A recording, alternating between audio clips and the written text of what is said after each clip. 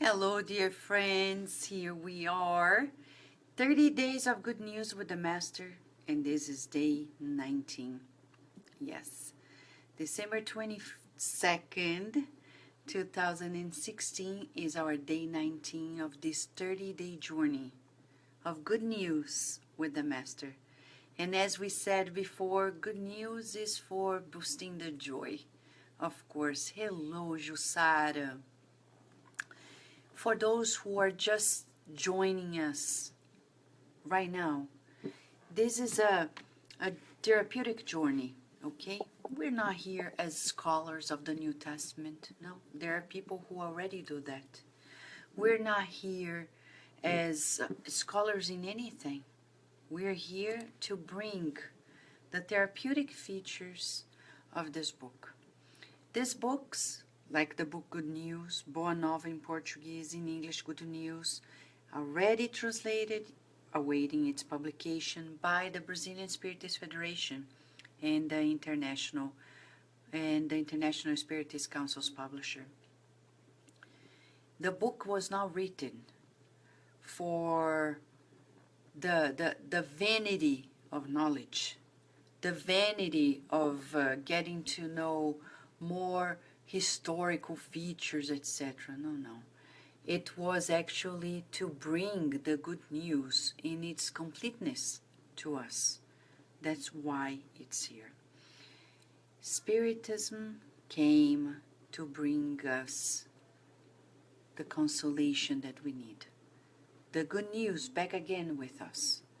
And it's nothing to do with the ego of knowing more just for knowing more. That's not the reason why we're here, right? Hello, Raquel. We're grateful to your presence too. Osvaldo, Jussara, I love the Christmas trees. Beautiful, beautiful. Adilson, Ceissa, João Bosco. It's good to have everyone here. Friends, you all know that we are here midnight for at least two reasons. One is to do this attempts of rehearsal of the first Christians when they gathered together in the middle of the night and they cherished the teachings of Jesus while protecting themselves from the persecutions. And second, because midnight, 12:01, past midnight, is the beginning of a new day. It's dark, the darkest hour, but also marching towards the sunrise. We are all marching towards the rise of a new person inside of us. And the gospel of Christ Jesus brings to us this new beginning, right? Hello, Solange. Friends, chapter 19, Communion with God. Let me share something with you. Communion with God means to put in common everything we have inside of us with God. But before we go there, let me ask you a question. Do you think you should wait for other people to agree with you and join forces with you for you to do something that is right? No, right? Historically speaking, people who are visionaries, people who feel their communion with God very closely, they see things people don't see. If they wait for everybody to be on the same page to do something together, we're never going to go far. I say this because even in the Spiritist movement, we have this tendency to believe that we are only doing the right thing when there is a lot of people with us doing the same thing. It's not exactly what is going to happen and what happened historically, because human nature is usually very resistant to the progress. You know, it's the law of physics, inertia. We tend to you know, we are pro-progress. Yeah, we progress. But we tend to be very resistant to the changes. We need to create new habits, not easy. And I'm sharing this with you because in this chapter we're going to talk about this foundational concept that may change your life, but not necessarily. People are going to think that you're on the right track. Because often we think we're on the right track when everybody's applauding us. Can I share an example that you probably know? Besides Jesus, Divaldo Franco. Nowadays he's 89 years old. And people are like, congratulations, beautiful work, blah, blah, blah. But when he began it, he was discriminated against. He was put aside. People were telling he was not.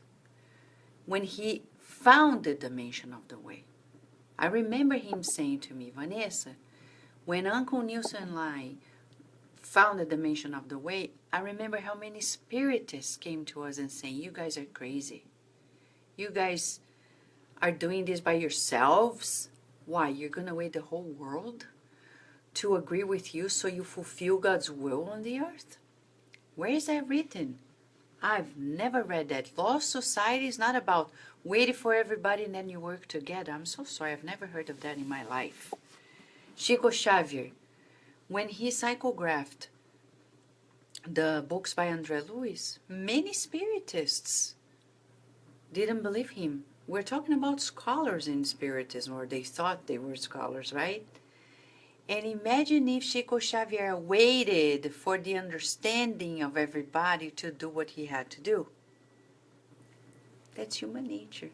And Jesus, he said to us quite clearly, if they did this to me, I am the living branch, what are they going to do to you, the dry branches of the tree? And you're going to expect that you're going to be right when everybody's going to agree with you? You're never going to move forward. Sorry to say this, because before we read this chapter, it's important that we are on this page. When we're in communion with God, okay?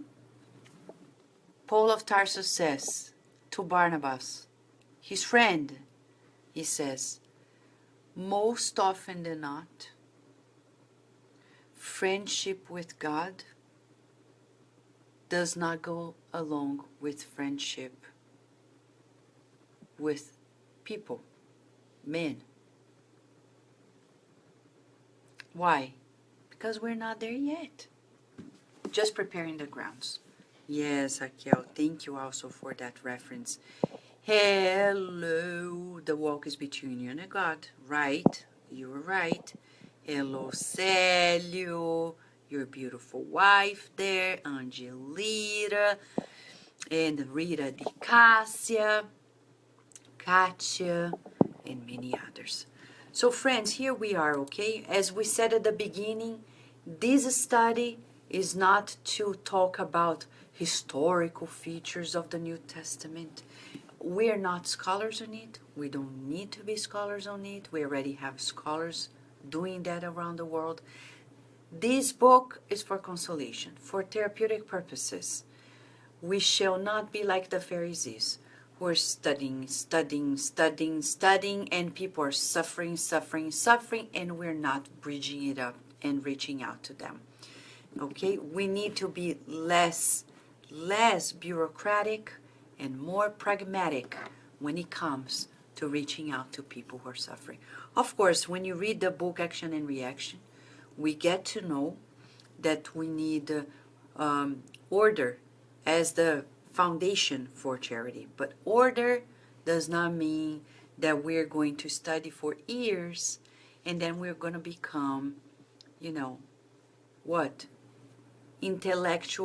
Greedy intellectuals, like in the book Liberation, the man who knew so much but he never shared, he never reached out to others.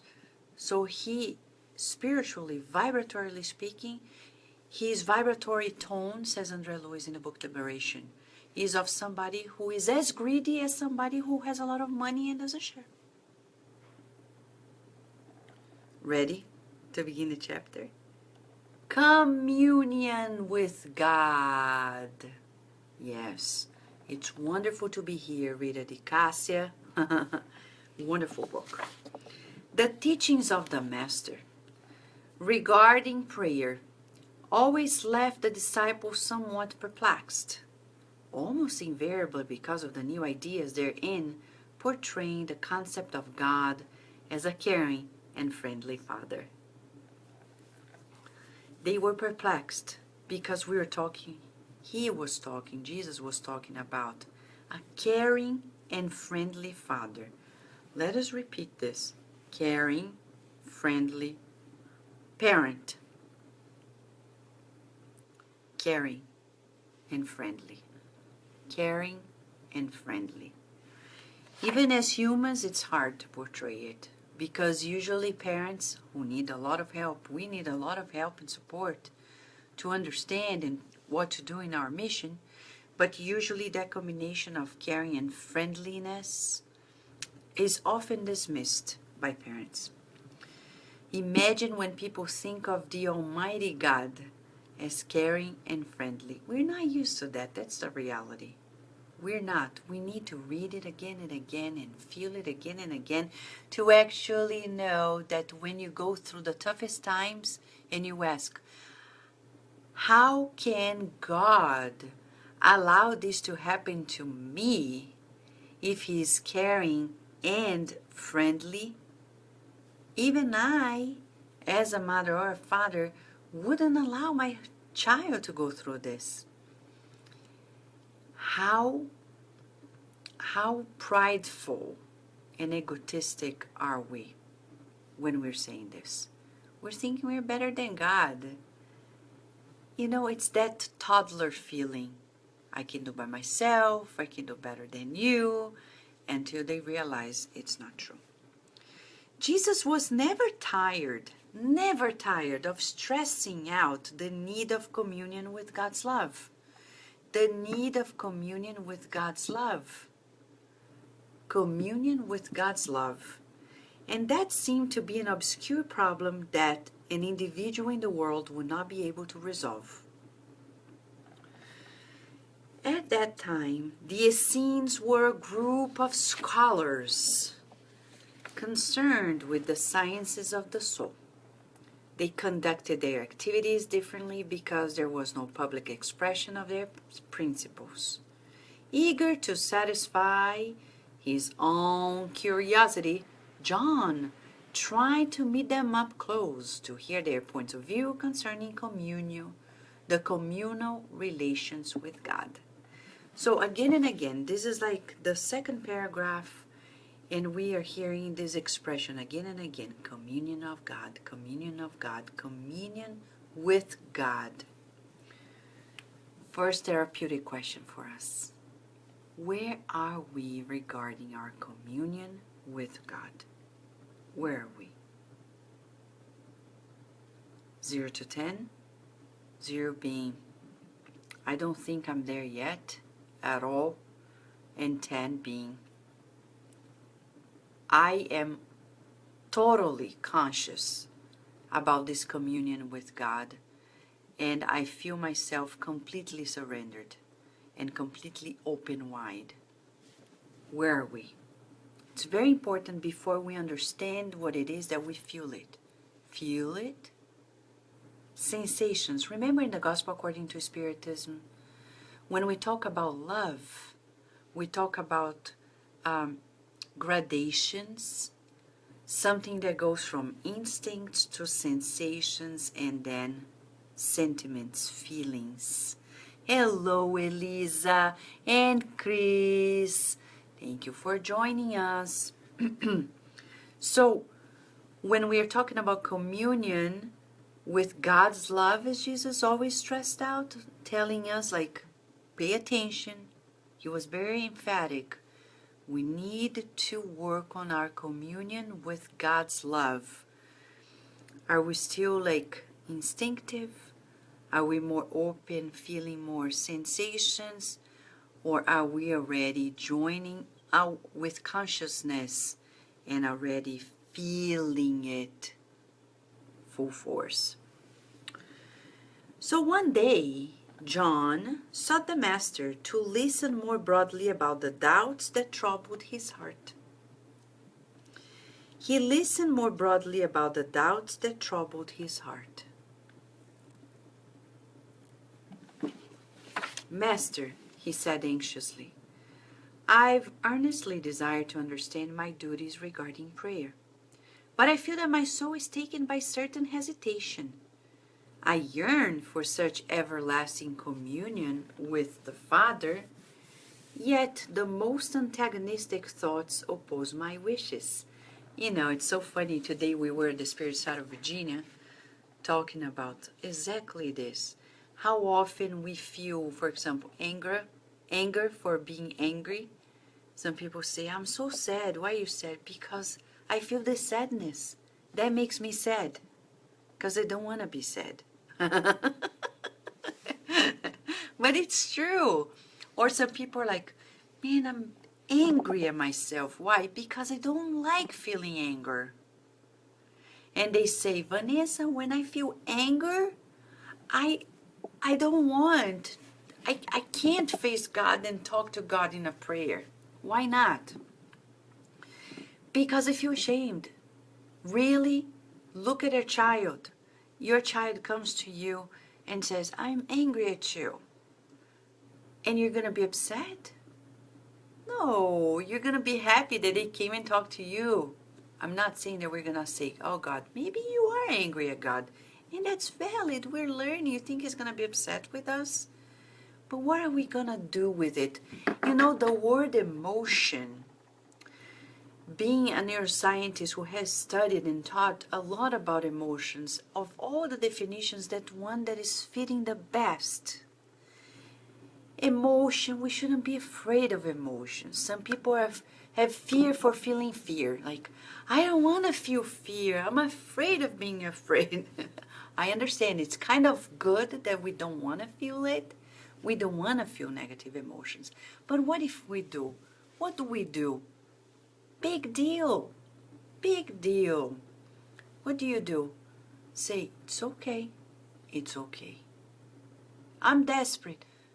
Breathe in and out. It's okay. Because emotion is about emotion that is expressed outwardly. Emotion. Motion. That moves. Out. So something that moves out is expressed. So we as vibrating beings, we are emitting and forming not only thoughts but emotions. They come and go. We shouldn't be upset with them, or afraid, or angry, or sad. So here we have our dear John telling, confessing anxiously to Jesus, I feel that my soul is taken by a certain hesitation, and I have these antagonistic thoughts, and people are like, I don't want to pray now, because now I feel so dirty because of something that I did. So when do you want to pray? When you're an angel? Well, it's not going to happen. We need these exercises, an exercise of humility, and say, you know, God, you know what I'm feeling. I don't agree either, but that's how I'm feeling. I can't hide it from you.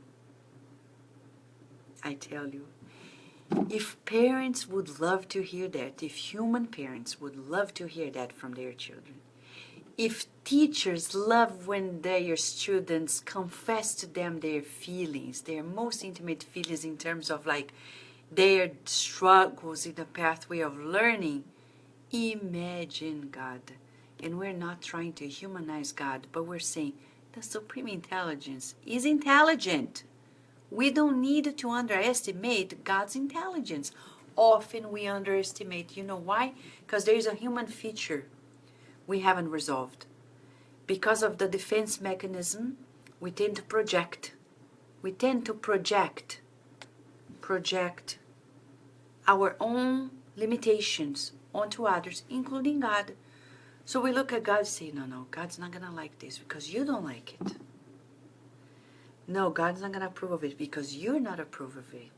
of it. And like John, he is sharing exactly that with Jesus. Hello, Julija. Felicia, it's good to have you here. You know, this message is truly helpful. I agree with you. And then he continues. Even today, while expressing my thoughts, Master, about my spiritual needs to a friend who learns from the Essenes, he assured me that I need to understand that all spiritual edification must be done at an internal level. But his remarks confuse me even more. How can I understand this? Should I then hide what is holiest in my heart? Should we actually, can we hide at all? Drawn from his meditations, you see, Jesus was there in his meditations. But then, as John was asking this question, he was brought back in. The Messiah answered with mildness. You know, it's kindness, loving, gentleness, mildness. Where are we in mildness? Being mild. You know, what is to be mild? What is to be mild? Because he's our guiding model. Somebody's coming to us talking anxiously, like John. Humberto de Campos describes, John was anxious. Master, blah, blah, blah, blah, blah. How did Jesus behave? He was anxious? No. Was he? No. He replied with mildness. So if somebody comes and say, oh my God, did you see the new package at the university? Or the new program? Oh my gosh, we don't know what's going to happen in 2017. Maybe they're going to cut jobs. And people are like, ah. Emotional contagion. Jesus, as our guiding model, is teaching us the pairing. Somebody brings anxiety, don't take it personal. And we come with mildness. What is mildness? What is it? Mild, as the name says, is something that is tempered, no extremes, easy, smooth. There are so many synonyms, right? But we just want to feel it. Mild. Think about seasoning of a food. Meals. Food that is not seasoned, something that is super spicy, something that is mild. It's like in between. In between. It's well seasoned. The proper emotion. But it's not radical. It doesn't have to be. We, depending on our culture, we like people that are very, hot-tempered when they speak. They are very passionate, very affectionate. But according to Jesus, he was not passionate. He was not. He was mild. He had love, but not passion. We need to tone that down. And it's great that, for example, in the United States, the greatest masters, and around the world too, and I say the teachers in spirituality, they speak with a lower voice. They talk. They don't try to mesmerize the masses.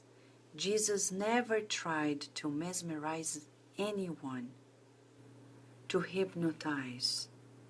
I remember a man who is a scientist, a physician, very respected and reputable, Dr. Raymond Moody Jr. When we brought him to Baltimore for a meeting, and we also interviewed him at Kardec Radio, and you can go kardecradio.com and search bar and Google and search for the very program I'm mentioning, Dr. Raymond Moody Jr. said, Vanessa, I don't like when people go to events where there are talks and some speakers, depending on the culture, they mesmerize people. And then when people leave, you ask them, what have you learned? I don't know. I liked it. But what have you learned? I don't know. I don't remember. I just know I liked it. And then a month later, they forgot everything about it. Don't remember anything. Spiritism is here to wake us up. It is here once and for all to teach us that we need to align faith with reasoning, heart and mind, so we can understand life. So Messiah answered with mildness, John, all doubts that trouble you occur because you have not yet understood that every human has a shrine within their own spirit where the wisdom and love of God manifest themselves through the voices of their conscience. Question 621 of the Spirit's Book by Allan Kardec. Where are the laws of God inscribed? And they say, in the conscience of each one of us. That's why there's no final judgment in the afterlife. It's the inner judge. That's why it's very important for us, as Joana de Angelis says, meditate at least once a day about death. Not like in a morbid way, but think, if I discarnate now, what have I missed that I still need to fulfill? Is it okay? Have I put everything in order? Am I going to complicate somebody's life? We're coming to a point we need to ask ourselves if we're not creating problems for people, right? For other people. Because sometimes we accumulate stuff, and then think, if you discarnate today, who is going to dispose of it? Where does it go? And then people start feeling guilty. How many people I've talked to in fraternal assistance, in therapeutic sessions, they come and say, it's been 10 years since my father, my mother discarnated. And I still have this, that, and the other of theirs. I don't know how to dispose of it because I don't know what they wanted me to do with it. Ask them now. Actually, there is a message by Humberto de Campos that reports to us, he titles Preparation for Death.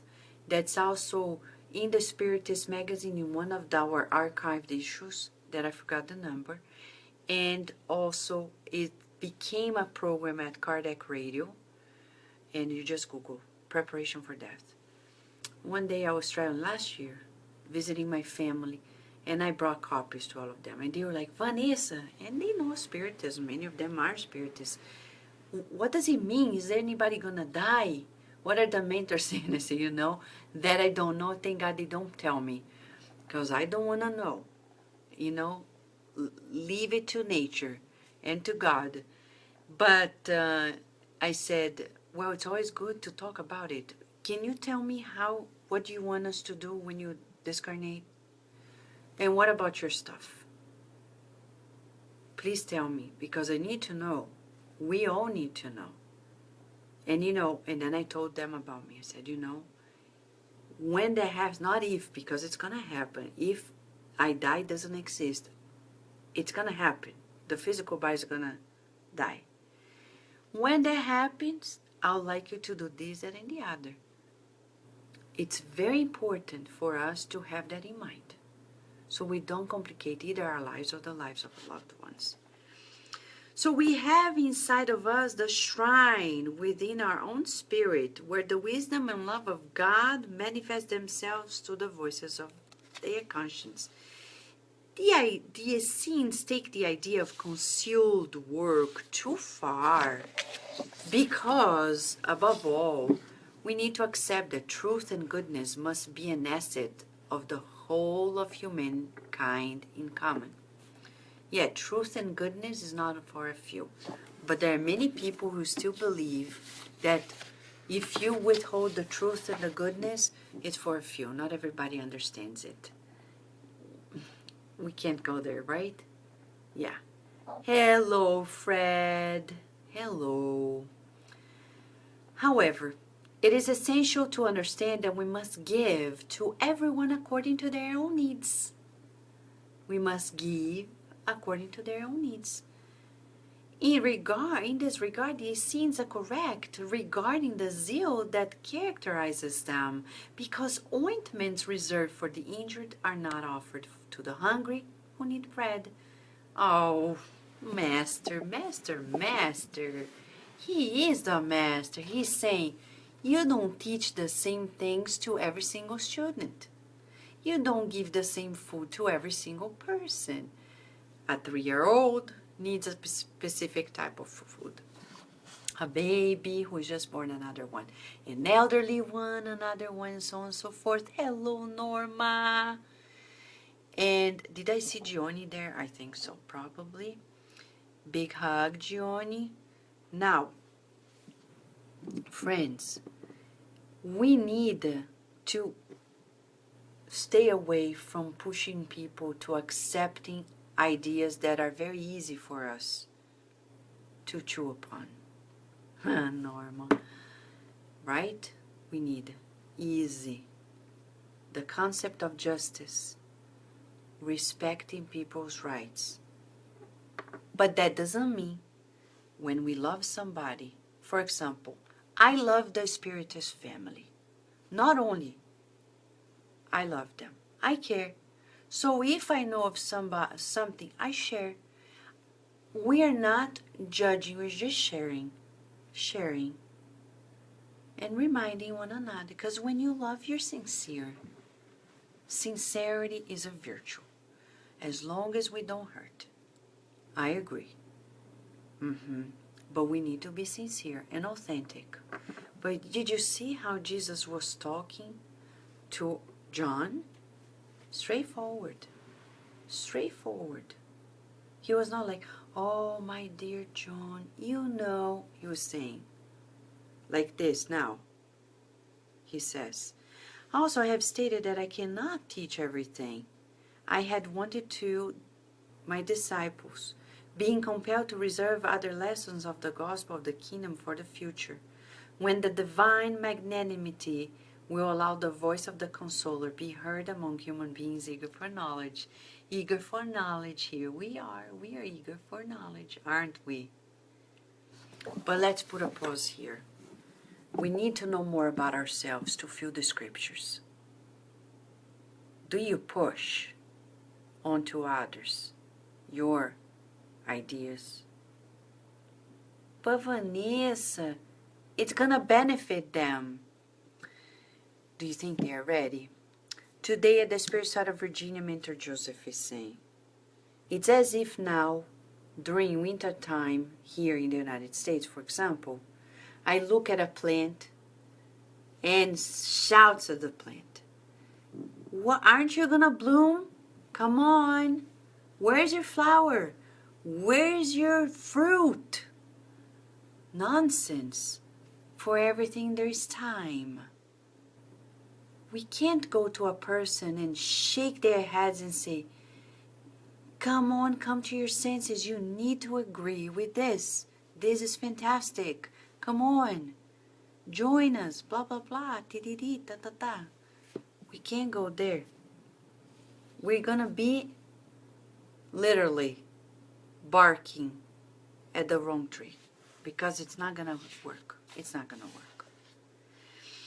Have you not noticed the number of times that I need to use parables so that the revelation does not overwhelm the general understanding? The Master is teaching us a lesson. Are you overwhelming? Am I overwhelming the general understanding? Does it mean we're going to keep these studies just to us? No, Facebook Live public. Yeah, if you want, you can, but we're not going to knock on your door and say, do you want to do this? Not necessarily. But if people come, they're welcome. But we keep the doors open. We eliminate obstacles. That's why we need to understand the culture, the population we're serving, right? With regard to the communion of our souls with God, I did not forget to recommend that every spirit prays in the privacy of their own heart, in the silence of their holiest hopes and aspirations. Every person should establish their own path to the higher plane, building within them the divine sanctuary of faith and confidence, wherein they may interpret the will of God with respect to their destiny. Every person should establish their own path to the higher plane, building within them the divine sanctuary of faith and confidence, wherein they may interpret the will of God with respect to their destiny. The communion of the individual with the Creator is, therefore, an imperative of existence, and prayer is the illuminated path between the human heart and the Father of infinite goodness. Stop for a moment. He says we should build inside of us the divine sanctuary of faith and confidence. We talk a lot about faith, but in Spiritism we define faith as this unshakable faith because we align reasoning with these feelings of the trust in God. But what about confidence? How confident are you? How confident am I? How confident are we? The inner temple is the opportunity for us to cherish this confidence in the self, in God, in others. People who do not trust others, usually they are not reliable because they are projecting others things that they also are not reliable about. No wonder Jesus said, believe in the good. I trust, I prefer, always I prefer to believe in the good. But you think John was satisfied? No. And then he does us a favor. He asks a question probably we're asking about. The apostle heard the comments of the master, looking sternly meditative. He, however, replied, but should prayer be praise or petition? And then what is the word that Humberto de Campos is going to describe? Jesus' approach. It begins with letter K. You already know. Classic. Kind. You know? Next time you think of Jesus, say, the kind master. Jesus, the kind master. Always. Kind. Always. Jesus kindly answered. By the word prayer, we must mean every act of relationship between human beings and God. So now we are learning a different concept of prayer. The concept that St. Francis also learned from Jesus. Prayer is every act of relationship between us and God. God and us. Right? Elisa, I'm just reading the book, Elisa. Thank you. Thank you for your kindness. You're being kind. You know, that's why we love this Facebook, because we're learning to express our kindness. It's beautiful. Beautiful. People thought that technology is going to put us apart, derail us from progress. Here we are, day in, day out, learning that technology, when wisely used, can really boost our progress. And here we are at this very moment doing the exactly same thing, boosting our progress. Thank you, Mark Zuckerberg and team. Right? What a missionary, by the way. He's a missionary. By the word prayer, must mean every act of relationship between human beings and God. Due to this reason, both as an expression of gratitude or as a petition, prayer is always an effort of the individual towards the providence You see, friends? Yes. Ah, Rosemary, big kiss to you, okay? Yeah, and if you have any question, let us know. Have a beautiful night. So, friends, prayer is always an effort of the individual towards God. It's an effort. Effort. We are bringing our own direction, pointing to God. Anything we do. Ah, so now we may pray with eyes open. Open eyes, and we're praying. That's the goal. When we're smiling kindly to people, sincerely, authentically, when we're trying to help people, or we're really helping them, when we're fulfilling our duties with love, like when you're cooking. Today I was making cheese bread.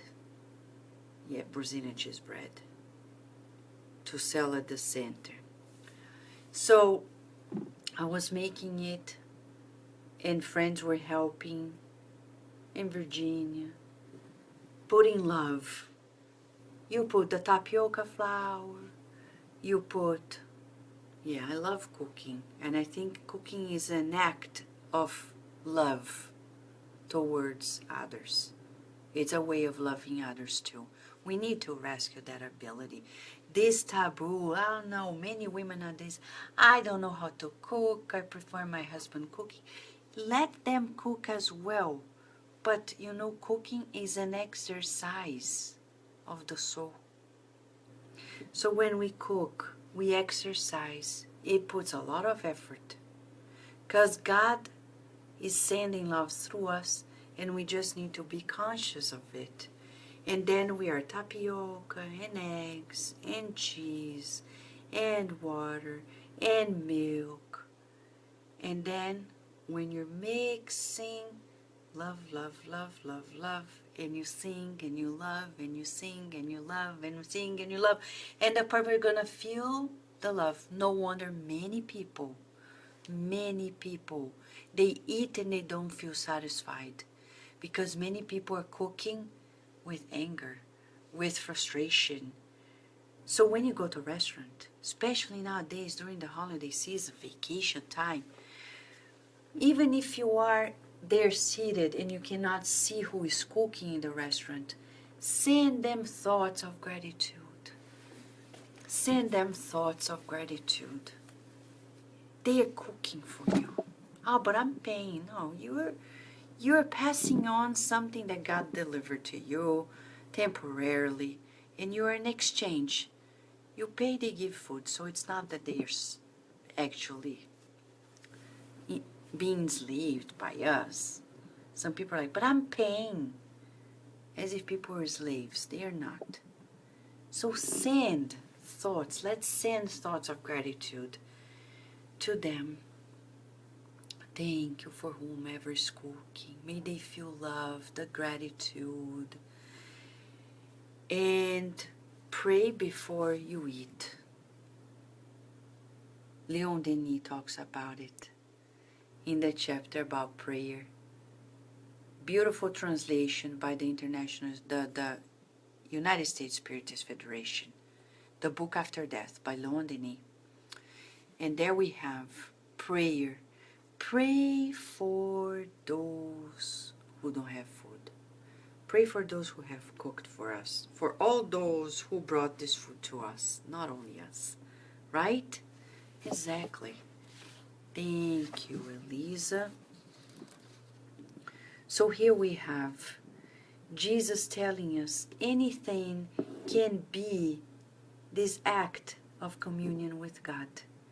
Those who only plead may be ignorant, those who praise may be only lazy.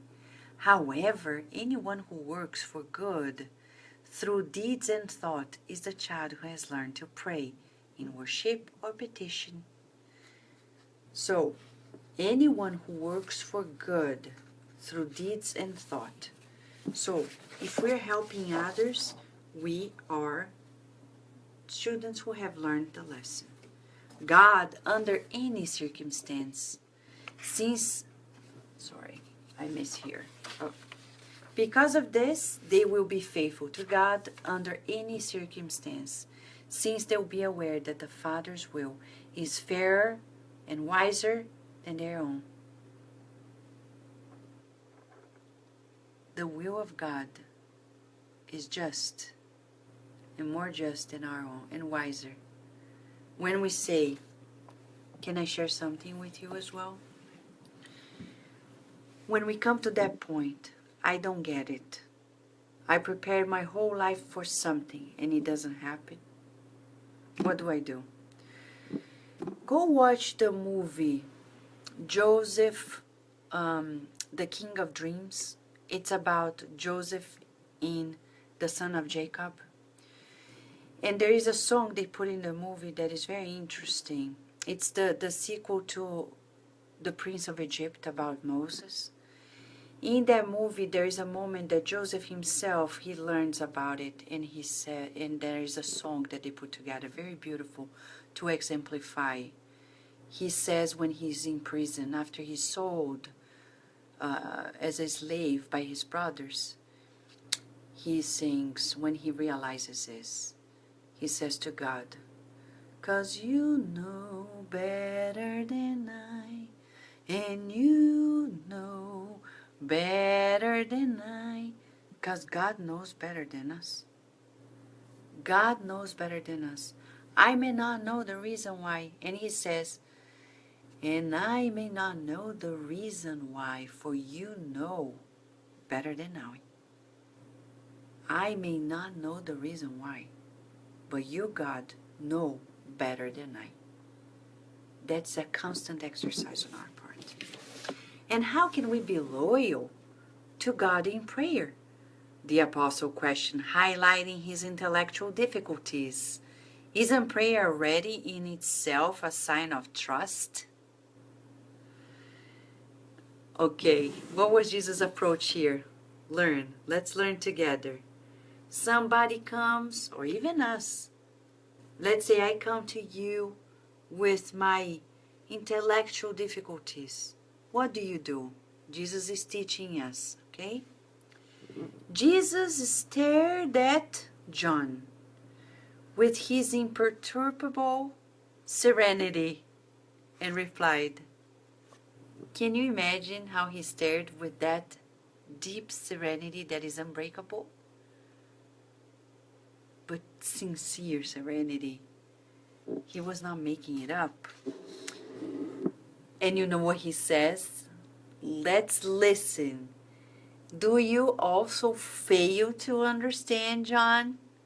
Do you also fail to understand? So next time somebody comes and they don't get it, stay serene. Let's tell ourselves. Because some people, they're like upset that people don't get it. Like, don't you get it? And they become nervous because other people have limitations. What can you do, my friend? Don't change your cool. Don't lose it because other people didn't get it. There is a reason. There is a reason. So he said, do you also fail to understand?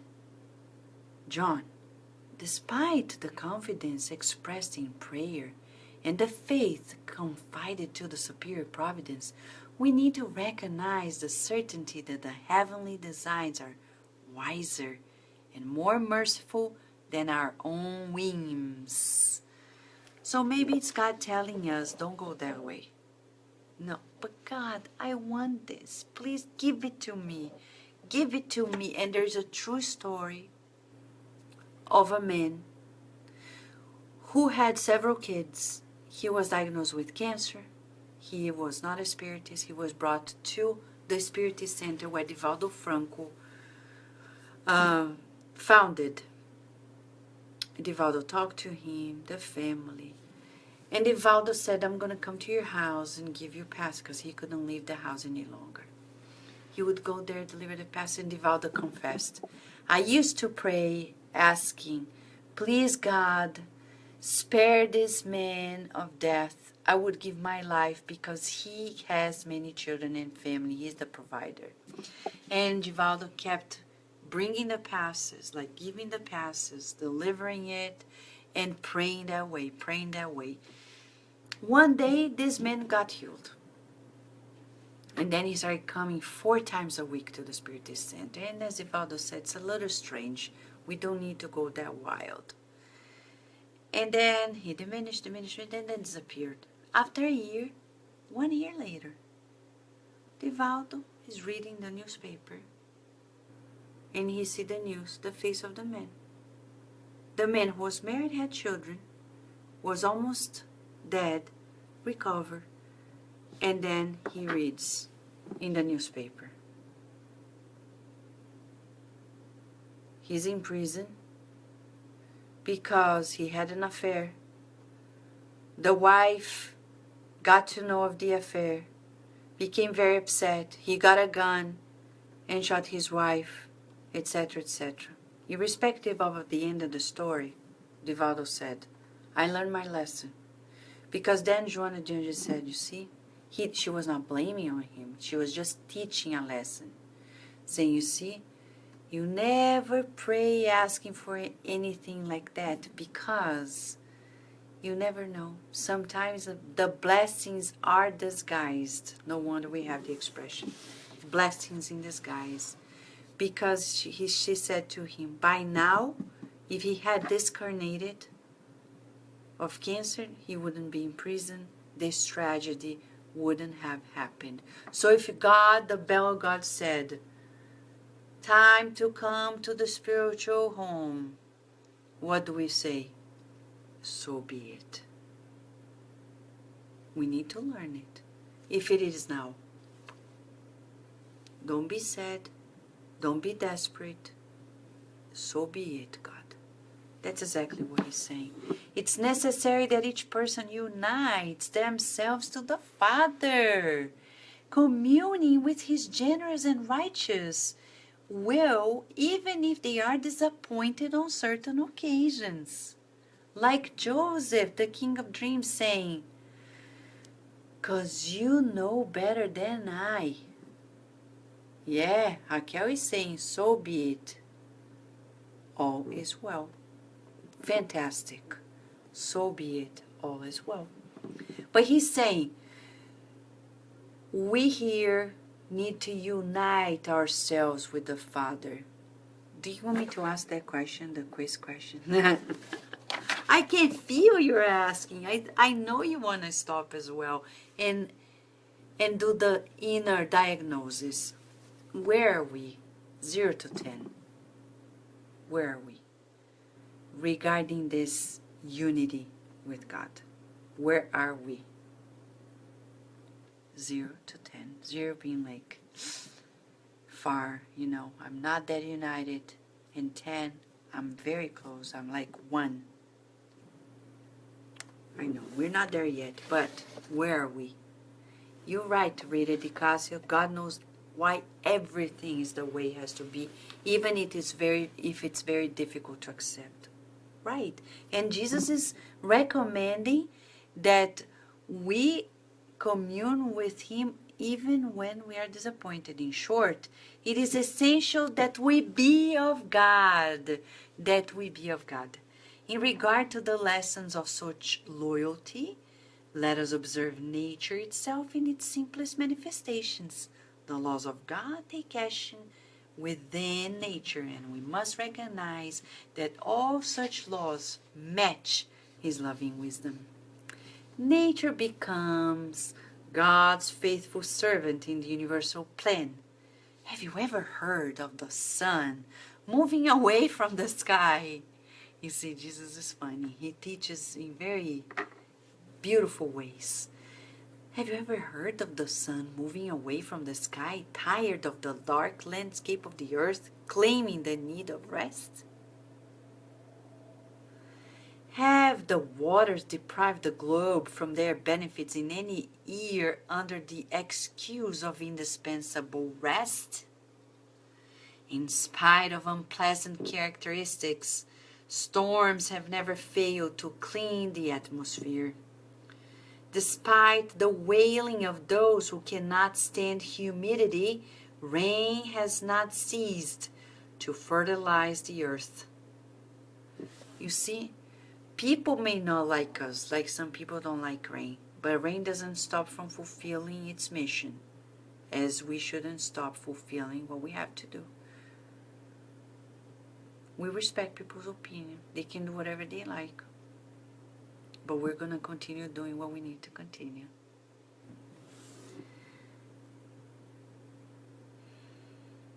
John, it's necessary to learn faithfulness to God through the laws of nature.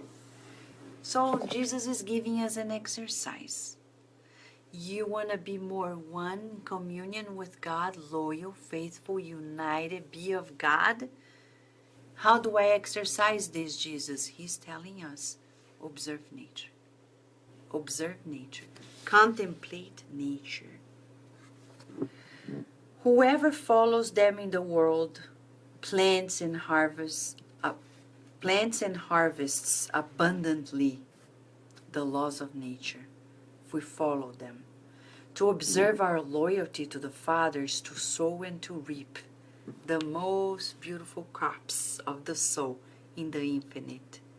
Note, therefore, that the whole problem of prayer is in building the kingdom of heaven among the feelings of our hearts, realizing that the divine attributes are also found in us. The whole problem of prayer is in building the kingdom of heaven amongst the feelings of our hearts. Feelings.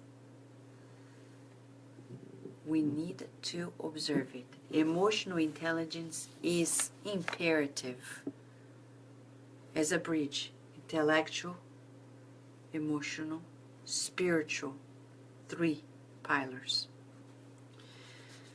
Well, John accepted all those explanations and he understood it. Yeah. And he said,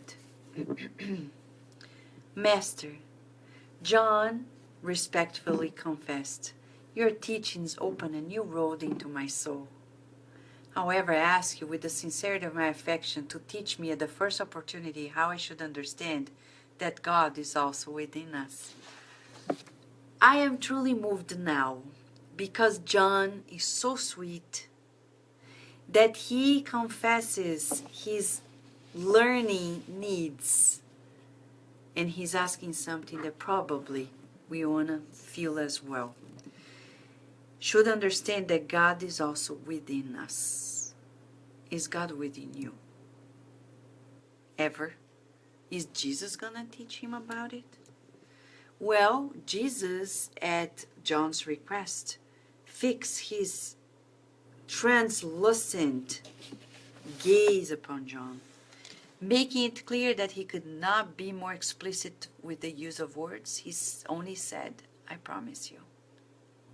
He's telling you, I promise you, Raquel, Osvaldo, Jussara, Vanessa, Rita de Cássia, all of us here, Angelira, and Adilson, and Norma, and Elise, and Rosemary, and Fred, and Julija, and Felícia, and Chris, and Irene, and Kátia, Célio, and Solange, João Bosco, Cessa, and everyone else who comes along the way.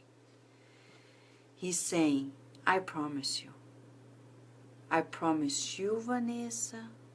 I promise you, my friends. He's saying that I will show you, teach you how you should understand that God is also within you. What happened next? That's the culmination of the end of the chapter. The conversation that we have just narrated happened in the neighborhoods of Jerusalem, in one of the occasional absences of the Master from the circle of his beloved spiritual family in Capernaum, on the following day, Jesus and John went to Jericho to follow the travel itinerary organized by the Master. And when they were walking, they observed the dryness of the beauty of the pathway of nature. The landscape seemed to be ugly, barren, and the existing trees had curled fronds, showing the poverty of the region, which did not encourage its development. But not far from that, from a small farm, the teacher and the apostle found a simple farmer digging a large well beside the road. Beads of sweat dropped from his forehead, but his strong arms worked the land in his eagerness to seek the precious liquid, water.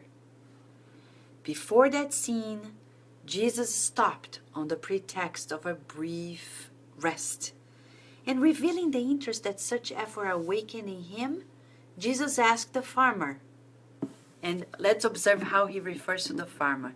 Friend, what are you doing? He treats everybody as friends. And the man responded with a smile, I seek the water we lack. And Jesus replied, showing loving care, kind, loving care. Oh, so much love. Is rain so scarce in these locations? Said Jesus. You think he didn't know? Of course he knew it. Of course Jesus knew it. And the man replied, yes, lately rain has become a true grace of God near Jericho. The countryman continued his exhausting work.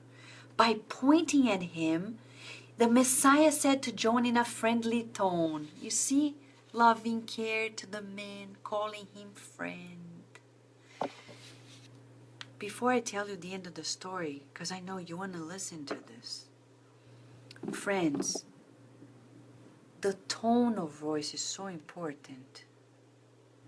Jesus was always loving care, friendly, firm, and kind. We have tones of sarcasm so often nowadays, irony, and the spirits say in André Luiz and Emmanuel, through the psychography of Chico Xavier, that sarcasm and irony are very detrimental to us. Very much so. We need to be careful. It attracts bad spirits. Yeah. The picture of nature is quite simple, John. However, in its simplicity that we find the purest symbols. John, note that this man understands that without rain, there would be no water sources on earth. But he does not stop looking for the reservoir that the divine providence stored underground. The image is pale, yet it is enough for you to understand how God also resides in us. In such an analogy, we have to understand the rain as the favor of God's mercy, without which we would not have anything. This deserted landscape of Jericho may represent the human soul, empty of sanctifying feelings. This worker, the farmer, symbolizes the active Christian, digging along the arid paths, often with sacrifice,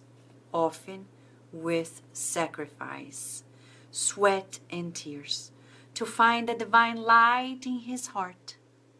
And water is the most perfect analogy of God's essence, which is both in heaven and on earth. Hello, Tanya.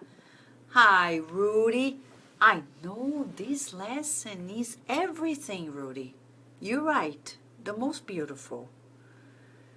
And the way Jesus explains, before I share with you the wrap-up of the last paragraph, Let us go back to the analogy. So we have a farmer in very barren lands. Terrible. Doesn't it looks like it doesn't go anywhere. It's not raining enough, but he's there. Dum, digging, digging for water. And Jesus asks, well, is rain so scarce in this location? He says, yes. Rain has become a true grace of God. And Jesus says, rain is the favor of God's mercy. So, if it's scarce, okay, but we need God's mercy, it's gonna go by, but let's remember, rain here is the favor of God's mercy. The deserted landscape is our human soul, because we're still very dry inside of our hearts, and dry in terms of sanctifying feelings, sacred feelings. These worker symbolizes the active Christian working on it, and the water is the most perfect analogy of God's essence. So we're digging for God's essence. We're digging for God's essence inside of us. Inside of us. We don't expect anything. That's how God is inside of us. The disciple accepted those words, knowing that he had gained an internal illumination. He contemplated the large well of water, where the clear water began to emerge after immense effort by the humble farmer who had been looking for it for many days. Friends, never give up. Let's never give up. We may think that things are not going to move forward, but believe. Continue working. Continue working and studying and helping people. The other day I heard somebody in a post on Facebook saying, I'm so discouraged of life because everything is really, literally not worthwhile. Look the problems around the world. Look what happened, this, that, and the other. My friends, it's dry. We're projecting what we're seeing inside of us. The world now is full of opportunities. The glory to serve God. The glory of being useful. As says our dear, dear, dear, dear, dear Emmanuel in the book Living in Spring. The glory to serve. Our people are going crazy? Wonderful. The glory to be useful. More than ever, we need to feel the glory of being useful. More and more tools at hand. He saw the immense effort of the man and the results. He had achieved a clear understanding of what constituted the necessary communion with God. Experiencing an indefinable joy in his heart, John took the hands of the Messiah and kissed them with the joy of his awakened spirit. Have you visualized yourself kissing the hand of Jesus? In gratitude, in true reverence for his loving kindness. Comforted as someone who had won a great inner struggle, John felt that he had finally understood. Let us feel it. Holding Jesus' hand and kissing. And feeling the gratitude. Christmas is coming. It's about feeling. Feeling the Christ consciousness. Not only the coming of Jesus Christ, but the Christ consciousness and its implementation. So tonight, we're going to wrap up in communion with God by sending a kiss to Jesus, kissing his hands for his loving presence in our lives, my friends. Let us be truly reverent and allow the therapeutics of his sacred heart, his holy heart, to bathe us in renewal. And let us strive this day to be ever more united with God. No fear of feeling gratitude. No fear of being open to loving Jesus because He loves us. Have a beautiful night. If you're not going to sleep, have a beautiful day. And with God, we are always going to be much better. After all, we are of God, as Jesus said. Big hug of gratitude. Thank you so much for Tanya. Thank you for being with us. Your center there is a true blessing for us as well.